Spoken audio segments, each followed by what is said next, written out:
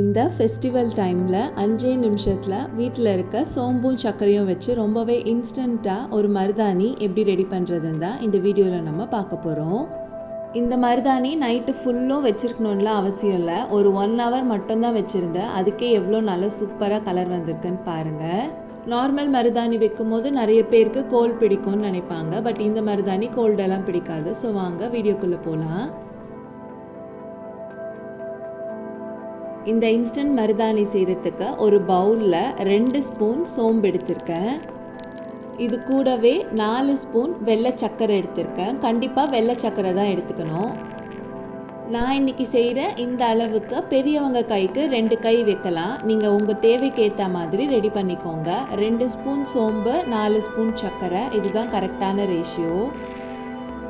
இப்போ ஒரு பாத்திரத்தில் நம்ம மிக்ஸ் பண்ணி எடுத்து வச்சுருக்க சோம்பையும் சர்க்கரையும் சேர்த்துக்கலாம். இந்த பாத்திரத்தில் சென்டரில் மட்டும் கேப் விட்டுட்டு இருக்க ஓரம் ஃபுல்லும் ஸ்ப்ரெட் பண்ணி விட்டுறலாம். நான் இப்போ காட்டுறேன் பாருங்கள். இந்த மாதிரி செஞ்சுக்கோங்க. இந்த சென்டரில் இருக்க கேப்பில் நம்ம ஒரு பவுல் வைக்க போகிறோம். ஏன்னா அதில் தான் இந்த மருதாணியெல்லாம் கலெக்ட் ஆக போகுது. ஸோ சென்டரில் மட்டும் கேப் வச்சுட்டு சுற்றியும் ஸ்ப்ரெட் பண்ணி விட்டுக்கோங்க. இந்த மாதிரி ஒரு சின்ன பவுல் நடுவில் வச்சுட்டு இப்போ நம்ம அடுப்பை பற்ற வச்சிடலாம். அடுப்போட தீயை லோ ஃப்ளேமுக்கு குறைச்சி வச்சுட்டு நம்ம ரெடி பண்ணி வச்சுருக்க பாத்திரத்தை மேலே வச்சுக்கலாம். கொஞ்சம் கூட காற்று போகாத மாதிரி கரெக்டான ஒரு பவுல் மேலே தண்ணி பிடிச்சி வச்சுக்கோங்க. இந்த ஸ்டெப் ரொம்ப முக்கியம்.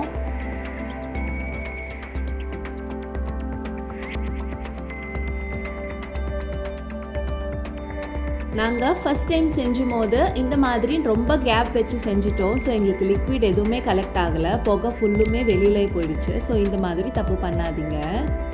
இன்னொரு முக்கியமான விஷயம், இதை காய்ச்சும் போது கண்டிப்பாக அடுப்பை லோ ஃப்ளேமில் தான் இருக்கணும். உங்கள் கேஸ் எவ்வளோ கம்மி பண்ண முடியுமோ அந்த அளவுக்கு கம்மி பண்ணி வச்சுக்கோங்க.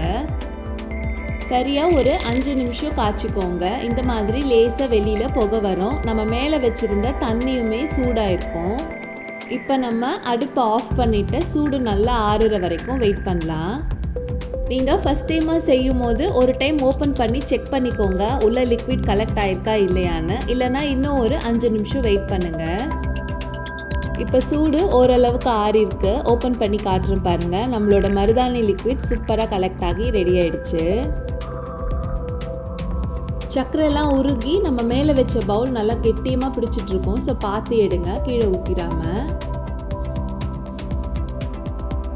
அந்த மருதாணி பவுல் வைக்கும் போது டைரெக்டாக அப்படியே அடுப்பு மேலே வைக்காதீங்க, கரை பிடிக்கும். மேலே இந்த மாதிரி ஏதாவது பேப்பர் வச்சுட்டு அதுக்கப்புறமா வச்சுக்கோங்க. இந்த லிக்விடை அப்படியே தொட்டு வைக்கிறத விட கொஞ்சமாக மைதா மாவு சேர்த்து மிக்ஸ் பண்ணிவிட்டு வைக்கும் போது வைக்கிறதுக்கும் ஈஸியாக இருக்கும். மைதா மாவு ஒரே டைமில் மொத்தமாக சேர்த்து கலந்துடாதீங்க, அப்புறம் வேஸ்ட் ஆகிடும். ஃபஸ்ட்டு ஒரு 1/2 ஸ்பூன் சேர்த்து மிக்ஸ் பண்ணி பார்த்துருக்கேன். ரொம்ப தண்ணியாக இருக்குது. அதனால் இன்னும் கொஞ்சம் கூட மைதா சேர்த்து மிக்ஸ் பண்ணிக்கிறேன்.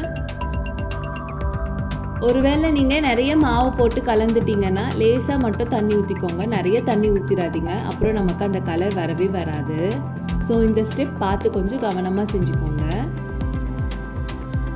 அவ்வளோதான், நம்மளோட மருதாணி சூப்பராக ரெடி ஆகிடுச்சு. இப்போ நான் இதை கையில் வச்சு காட்டுறேன் பாருங்கள். வைக்கிறதுக்கும் ரொம்பவே ஈஸியாக இருக்குது. எனக்கு மருதாணி இவ்வளோ தான் வைக்க தெரிஞ்சுது. நீங்கள் அழகாக வைப்பீங்கன்னா உங்கள் விருப்பத்துக்கு ஏற்ற மாதிரி அழகாக வச்சுக்கோங்க. நான் வீடியோவோட ஸ்டார்டிங்கில் சொன்ன மாதிரி இந்த மருதாணி 4 மணி நேரம் 8 மணி நேரம் எல்லாம் காய வைக்கணும்னு அவசியம் இல்லை. ஜஸ்ட் ஒரு 1 hour மட்டும் காய வச்சிங்கன்னா போதும். நல்ல பிரைட்டான கலர் உங்களுக்கு கிடைக்கும். வாஷ் பண்ணினதுக்கப்புறம் இருக்கிற பிரைட்னஸ் விட நேரம் ஆக ஆக கலர் இன்னும் நல்லா டார்க்காக வரும். நான் எனக்கு எப்படி வந்துச்சுன்னு இந்த வீடியோவோட கடைசியில் காட்டுறேன், செக் பண்ணி பாருங்கள். இந்த மருதாணி ரெடி பண்ணுறதுல உங்களுக்கு ஏதாவது டவுட்ஸ் இருந்துச்சுன்னா மறக்காமல் கீழே கமெண்ட்ஸில் கேளுங்க, நான் சொல்கிறேன். காலையில் எந்திரிச்சு பார்க்கும்போது இந்த அளவுக்கு நல்லா பிரைட்டாக வந்துருந்துச்சு. கண்டிப்பாக நீங்களும் இந்த மருதாணியை ட்ரை பண்ணி பார்த்துட்டு உங்களோட கமெண்ட்ஸை மறக்காமல் என்னோட ஷேர் பண்ணிக்கோங்க. தேங்க்யூ.